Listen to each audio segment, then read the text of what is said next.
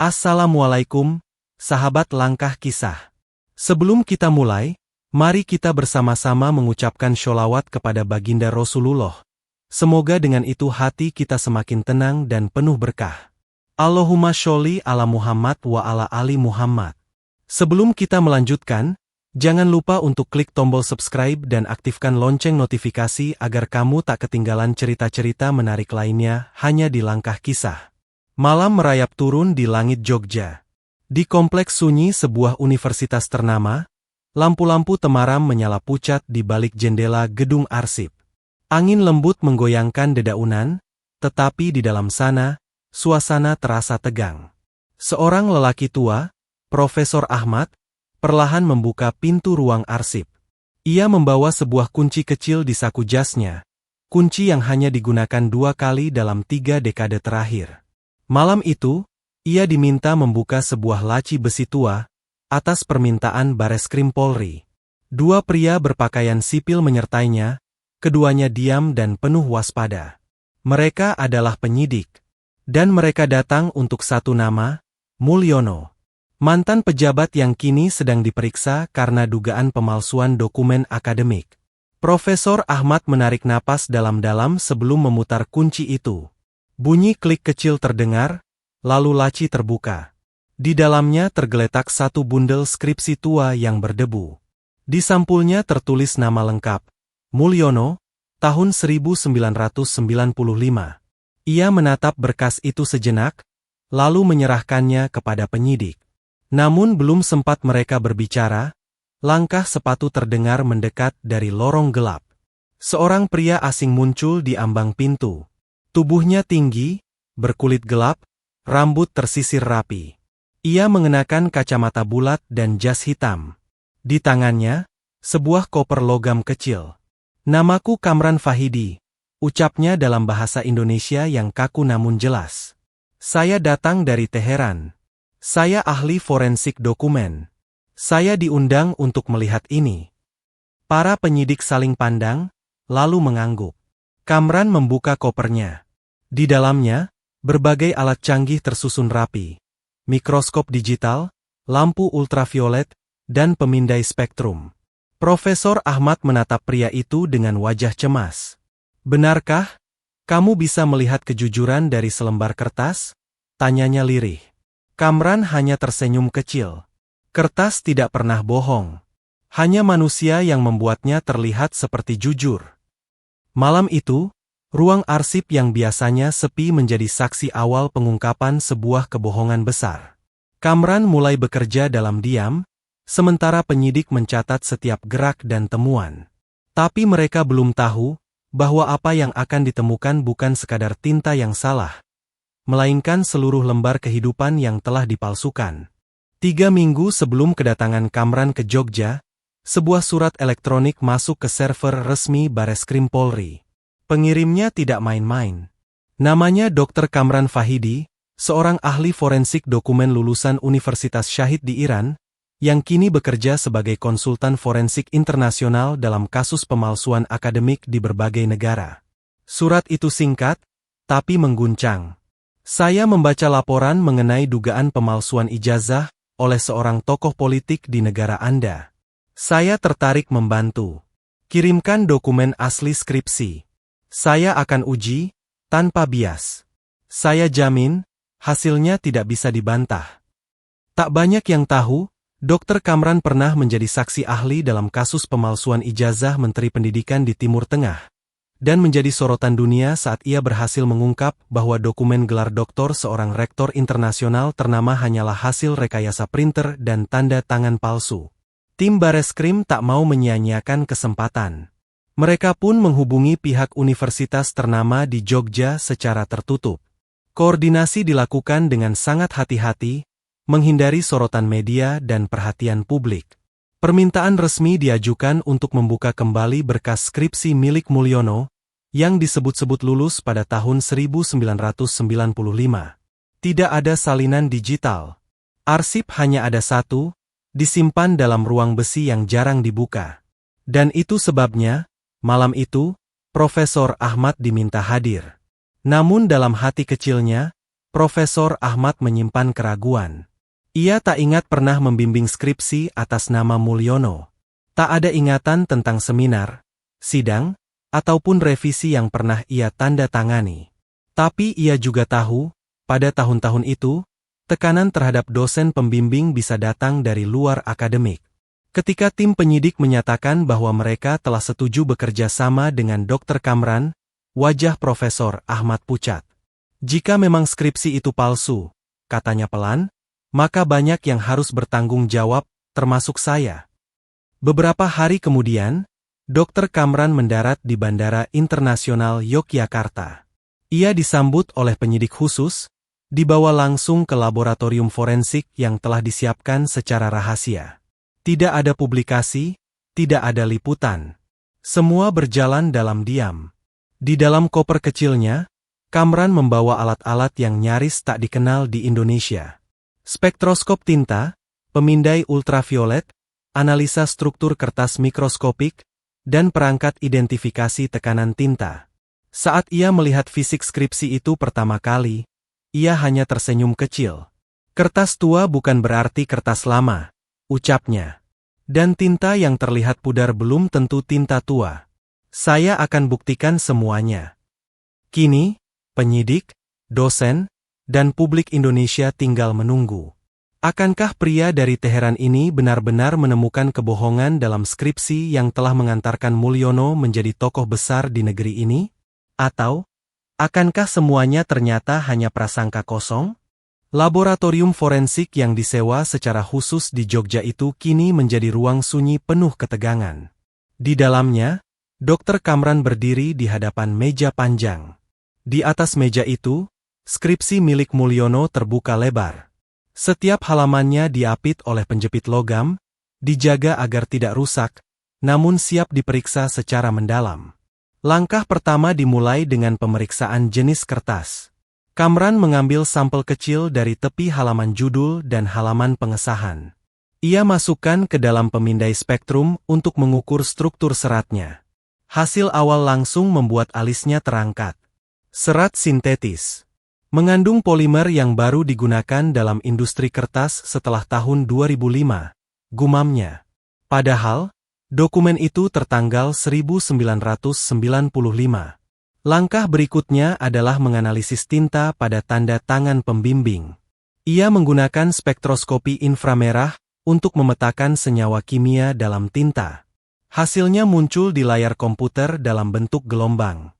Kamran menunjuk pada grafik. Tinta ini diproduksi tahun 2011, saya punya database global. Jenis ini tidak ada di pasaran sebelum itu. Para penyidik hanya terdiam. Beberapa mulai mencatat. Sementara Profesor Ahmad menatap kosong ke arah jendela. Tangannya mencengkeram kursi, wajahnya pucat. Kamran belum selesai. Ia menggunakan mikroskop digital untuk membandingkan tanda tangan Profesor Ahmad yang tertera di halaman pengesahan dengan tanda tangan resmi dari arsip fakultas. Hasilnya jelas. Arah tekanan pulpen, sudut goresan, dan gerak alami tangan, semuanya tidak cocok. Tanda tangan ini ditiru. Kemungkinan besar menggunakan teknik tracing, katanya tenang. Pelakunya menggunakan tanda tangan asli sebagai dasar, lalu menjiplaknya secara perlahan dengan pena yang berbeda. Profesor Ahmad akhirnya bicara, suaranya pelan. Saya tidak ingat pernah menandatangani skripsi Mulyono. Tapi saya ingat, pernah diminta menandatangani beberapa formulir kosong oleh seseorang dari pusat. Kamran hanya menatapnya sejenak. Tak ada komentar. Ia tahu, dalam dunia akademik yang dipengaruhi kekuasaan, seringkali yang jujur pun bisa terpaksa diam. Beberapa jam kemudian, seluruh dokumen selesai diperiksa. Kamran menyusun laporannya dengan sistematis, menyertakan grafik, foto mikroskopik, dan referensi dari database internasional. Laporan itu akan ia serahkan dalam sebuah forum akademik terbuka di kampus. Ia tak ingin temuannya hanya beredar di ruang tertutup. Ia ingin semua mata melihat bahwa kebenaran bisa dibuktikan bukan hanya dengan ucapan, tapi dengan ilmu. Dan di luar laboratorium itu, kabar tentang kedatangan ahli forensik dari Iran mulai tersebar diam-diam di kalangan mahasiswa. Bisik-bisik menyebar dari koridor ke kantin, dari grup diskusi ke sosial media. Ada apa dengan skripsi Mulyono? Beneran palsu? Beneran ada forensik dari luar negeri? Jawabannya akan segera diketahui. Dan saat itu tiba, tak akan ada yang bisa menyembunyikannya lagi. Hari itu, aula utama Fakultas Hukum di Universitas ternama Jogja penuh sesak. Undangan terbatas disebar secara resmi untuk forum akademik terbuka. Tapi yang hadir jauh melampaui daftar.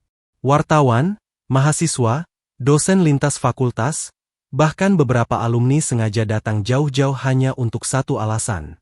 Semua ingin menyaksikan langsung pemaparan Dr. Kamran Fahidi. Ahli forensik dokumen asal Iran itu akan menyampaikan hasil pemeriksaannya atas skripsi Mulyono. Tidak dalam ruang sidang tertutup, tapi di depan publik akademik. Saat Kamran naik ke podium, suasana mendadak hening. Ia mengenakan jas abu-abu sederhana. Di tangan kirinya sebuah pointer kecil, dan di belakangnya layar besar mulai menampilkan data demi data. Assalamualaikum, ucapnya pelan, tapi tegas. Saya akan menyampaikan bukan opini, tapi hasil laboratorium. Bukan dugaan, tapi bukti. Slide pertama menampilkan gambar 2 lembar kertas. Halaman pengesahan skripsi Mulyono dan sampel kertas arsip skripsi mahasiswa lain tahun 1995.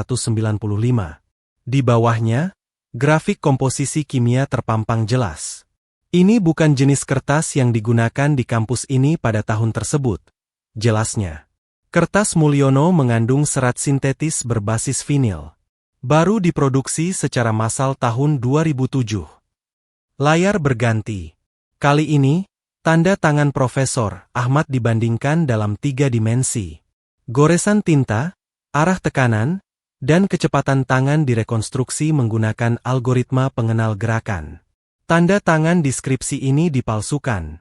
Tekanan tidak konsisten, dan arah gerakan menunjukkan pelaku bukan penanda tangan asli. Mata hadirin mulai membelalak. Beberapa wartawan menunduk, sibuk mencatat. Yang lain menyiapkan kamera ponsel. Kemudian, Kamran menampilkan hasil analisa tinta.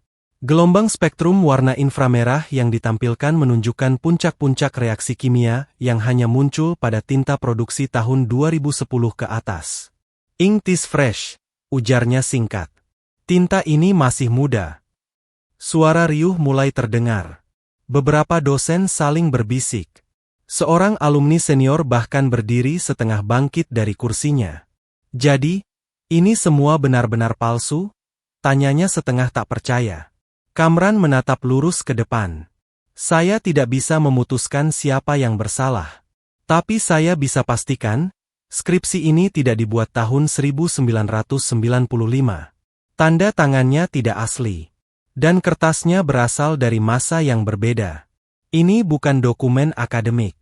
Ini adalah rekayasa. Profesor Ahmad yang duduk di barisan depan menunduk dalam. Beberapa orang menatap ke arahnya. Tapi ia hanya diam, wajahnya tenggelam dalam rasa malu dan penyesalan. Kamran menutup presentasinya dengan satu kalimat. Ilmu adalah cahaya. Dan jika cahaya itu datang dari kebohongan, maka ia bukan ilmu, ia hanyalah bayangan gelap yang diberi bingkai kehormatan. Suasana aula menjadi lengang. Semua terdiam. Kebenaran baru saja meledak, bukan lewat teriakan, tapi lewat angka, spektrum, dan tinta. Di luar gedung, para wartawan mulai menyiapkan berita. Dan dalam beberapa jam ke depan, nama Mulyono dan skripsi palsunya akan jadi tajuk utama di seluruh negeri. Sore itu, berita tentang presentasi Dr. Kamran menyebar lebih cepat dari angin musim pancaroba. Semua portal berita online menampilkan headline yang mencolok. Skripsi pejabat Mulyono dipastikan palsu oleh ahli forensik Iran. Universitas ternama Jogja didesak buka arsip akademik. Bareskrim diminta panggil pihak rektorat dan pembimbing. Tak butuh waktu lama, video presentasi yang direkam diam-diam oleh mahasiswa sudah menyebar luas. Di dalamnya terlihat jelas grafik analisa tinta, perbandingan tanda tangan, dan pernyataan tegas Kamran yang menyebut skripsi itu sebagai rekayasa ilmiah. Di media sosial, ribuan komentar membanjiri. Masyarakat terbelah. Ada yang marah, ada yang syok, tapi tak sedikit yang merasa bahwa selama ini mereka hanya ditipu oleh status gelar dan ijazah yang disematkan dengan bangga di dinding kekuasaan. Sementara itu, di sebuah kantor berita nasional, seorang penyiar membuka siaran langsung. Kasus dugaan ijazah palsu yang menyeret nama Mulyono kini memasuki babak baru. Ahli forensik internasional telah memastikan bahwa skripsi yang menjadi dasar kelulusan beliau tidak otentik. Kita akan tunggu, apakah pihak universitas akan memberi penjelasan resmi. Di kantor Bareskrim, tim penyidik mempersiapkan pemanggilan terhadap sejumlah nama. Salah satunya, mantan kepala tata usaha akademik yang diduga ikut mengurus pengarsipan skripsi tersebut. Beberapa dokumen lama yang sebelumnya dianggap tidak penting, kini mulai ditelaah kembali. Profesor Ahmad, yang sejak kemarin tak mau keluar rumah, akhirnya menghubungi tim penyidik. Ia bersedia memberikan keterangan tambahan. Dalam pernyataan tertulisnya, ia mengaku memang pernah dipaksa menandatangani beberapa berkas kosong saat Mulyono tengah naik daun dalam dunia politik. Saya takut saat itu. Saya tahu bukan saya yang membimbing skripsinya, tapi saya tidak berani menolak, tulisnya. Di tengah kekacauan itu, nama Dr. Kamran justru semakin dielu-elukan oleh mahasiswa dan aktivis akademik. Beberapa menyebutnya sebagai penyulut cahaya dari Timur Tengah yang membongkar kemunafikan dunia pendidikan tinggi. Namun Kamran tetap tenang. Ia tak mau diwawancarai media, tak ingin tampil di televisi. Ia hanya berkata pada seorang jurnalis muda yang menemuinya di lobi hotel, "Saya hanya melakukan pekerjaan saya. Saya tak kenal siapa Mulyono. Tapi saya tahu, ilmu bukan milik orang besar, tapi milik orang yang jujur." Malam itu, kota Jogja tak seperti biasa. Para mahasiswa menggelar diskusi terbuka di pelataran kampus. Poster-poster bertuliskan, "Bongkar ijazah palsu," dan "Kembalikan integritas akademik," terpajang di banyak sudut. Ledakan yang terjadi bukan berasal dari bom atau senjata, tapi dari tinta palsu yang akhirnya bicara. Dan rakyat Indonesia kini tak lagi bertanya siapa Mulyono. Tapi bagaimana mungkin ia bisa lulus dengan skripsi yang tidak pernah ada? Gelombang reaksi dari publik tak terbendung. Setelah ledakan kabar dari Jogja, kini arah badai bergerak ke pusat kekuasaan di ibu kota. Televisi nasional menayangkan berita khusus. Jurnalis senior mulai membuka kembali jejak karir Mulyono sejak awal, hingga menduduki jabatan puncak pemerintahan. Semua jabatan penting yang pernah diembannya, semua proyek yang ia tandatangani, kini disorot dengan satu pertanyaan. Kalau skripsinya palsu, lalu bagaimana dengan ijazahnya? Bagaimana dengan gelarnya? Dan yang paling mengerikan, bagaimana dengan kebijakannya? Di gedung DPR, sejumlah anggota mulai buka suara. Ada yang meminta investigasi menyeluruh terhadap seluruh proses akademik yang pernah dilalui Mulyono.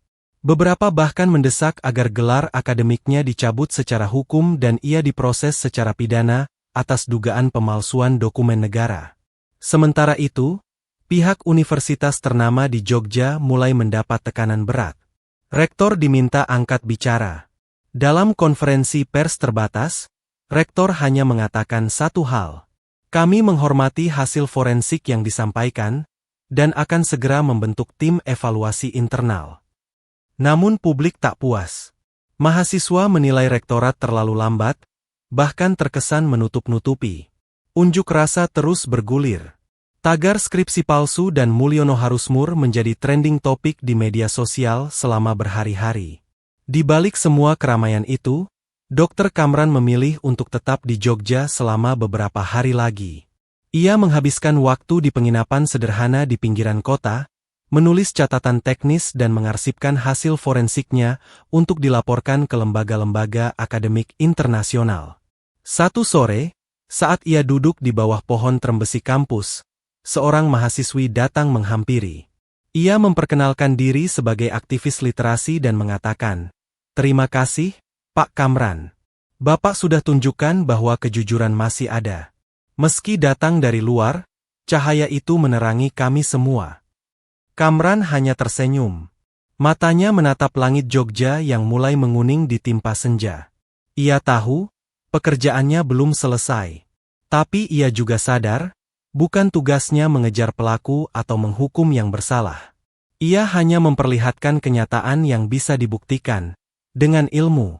Malam itu, Istana Negara mengeluarkan pernyataan resmi. Pemerintah akan menunggu hasil penyelidikan lengkap dari Bareskrim sebelum mengambil tindakan lebih jauh terhadap Mulyono. Tapi keputusan itu tidak memadamkan api di hati rakyat. Di tengah gelombang yang bergolak, nama Dr. Kamran tetap disebut, bukan sebagai penyelamat, tapi sebagai pengingat bahwa dalam dunia yang gelap oleh kepalsuan, kadang perlu seseorang dari negeri jauh untuk menyalakan lentera. Pagi itu, langit Jogja tampak mendung. Hujan gerimis membasahi pelataran kampus, membasuh jejak-jejak langkah dari ribuan mahasiswa yang telah berhari-hari turun menyuarakan satu hal, kejujuran. Di salah satu ruang pertemuan kecil di Fakultas Hukum, penyidik Bareskrim melakukan pemeriksaan lanjutan. Profesor Ahmad duduk di hadapan penyidik. Wajahnya letih, rambutnya memutih tanpa sempat ia sadari. "Saya tidak pernah membimbing skripsi itu," katanya pelan. "Dan saya tidak tahu bahwa tanda tangan saya digunakan di sana. Kalau saya tahu, mungkin saya tak akan bisa tidur selama 20 tahun ini." Para penyidik hanya mencatat, lalu menunjukkan hasil forensik dari Dr. Kamran. Bukti-bukti yang tak terbantahkan. "Kami perlu tahu, siapa yang menyuruh Anda tanda tangan di formulir kosong itu, Profesor?" tanya seorang penyidik. Profesor Ahmad menghela napas panjang. Ia menyebut satu nama, seseorang dari lingkaran luar kampus, yang saat itu dikenal sebagai penghubung antara tokoh-tokoh politik dengan birokrasi akademik. Nama itu akan menjadi kunci, membuka pintu yang selama ini terkunci rapat. Bahwa jalur kelulusan Mulyono bukanlah hasil akademik, melainkan hasil lobi, tekanan, dan permainan kotor yang menyusup ke ruang-ruang ilmu pengetahuan. Beberapa jam kemudian, berita tentang pengakuan Profesor Ahmad menyebar. Surat pemanggilan resmi diterbitkan untuk Mulyono. Ia diminta hadir sebagai saksi, yang bisa saja berubah menjadi tersangka jika bukti cukup. Sementara itu, di Bandara Internasional Yogyakarta, Dr. Kamran bersiap untuk kembali ke Teheran. Di tangannya, koper kecil berisi seluruh catatan forensik yang telah ia susun selama beberapa hari terakhir. Sebelum naik ke pesawat, seorang wartawan muda berhasil menemuinya. "Dr. Kamran, apa yang membuat Anda datang jauh-jauh ke Indonesia hanya untuk memeriksa sebuah skripsi?" tanyanya. Kamran menatapnya sebentar, lalu menjawab, "Karena ilmu bukan milik bangsa manapun. Dan karena kejujuran adalah bahasa universal. Saya datang bukan karena Mulyono, tapi karena tinta." "Karena tinta?" tanya wartawan itu bingung. Kamran tersenyum. "Ya, karena tinta tidak pernah bohong. Ia menyimpan waktu, tekanan, usia, bahkan ketulusan, atau kebohongan. Saya hanya membaca apa yang tinta bisikkan." Pesawat pun lepas landas membawa Kamran kembali ke negaranya. Tapi kisah yang ia tinggalkan masih membekas. Universitas ternama di Jogja kini mulai diaudit besar-besaran. Pemerintah diminta mengevaluasi seluruh sistem kelulusan dan pengawasan akademik. Dan rakyat Indonesia kini tahu bahwa secarik skripsi bisa menjatuhkan reputasi, membuka aib lama, dan mengguncang bangunan kekuasaan yang selama ini tampak kokoh. Semua hanya karena satu hal kecil yang tak bisa ditipu, tinta.